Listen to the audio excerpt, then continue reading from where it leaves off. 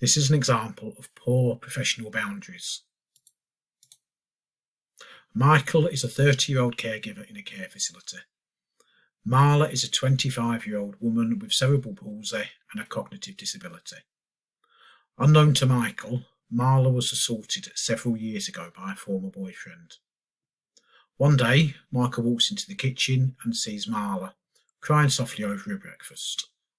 Michael bends down and places his arm around Marla, who suddenly begins to scream and cry harder. She shrinks away from Michael and looks at him with fear in her eyes.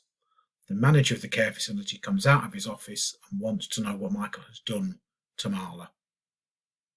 So, what are the issues in this scenario? The issues we need to consider are, firstly, where's the care plan? Has a care plan been done for Marla? Do we know that she was assaulted previously by a former boyfriend?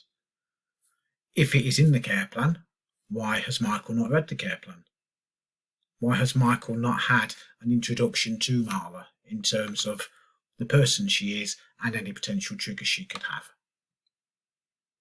Was planning that was done for the service user's needs adequate from the beginning? Marla has a cognitive disability.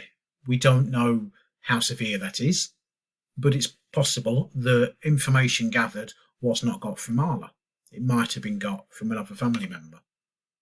But if we have that information right at the beginning, we can write a care plan that prevents issues like this from happening. We have to consider also the appropriate use of touch. Care is not a cold and sterile environment. We do have to have some physical contact with the people we support, especially in situations like this where one of them is upset. But there are appropriate ways to touch somebody, and there's inappropriate ways to touch somebody. And going up behind someone and putting your arm around them when they're already upset is an inappropriate method of touch. We have to consider communication in this as well. Just because Marla has cerebral palsy, just because she has a cognitive disability, doesn't mean she is unable to communicate. Right at the beginning, Michael should have started with a verbal question. Are you okay, Marla? What is the problem, Marla? Is there anything I can help you with, Marla? We have to consider gender sensitivities when we're working in care. Simple question, are you okay with me supporting you here, or would you rather have a female come and support you? Making that assumption that Carla's cognitive disability leaves her unable to communicate effectively can lead to misunderstandings like this, and that can cause problems, as we see from that. And then we need to consider what future actions we're going to take. Now we know that this is an issue. Now we know that Marla is not comfortable with that level of physical contact.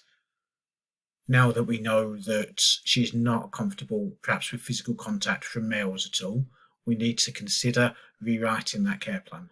We need to get that information written down, recorded, and then given to the staff to read, so that the care staff know exactly how to best support Marla.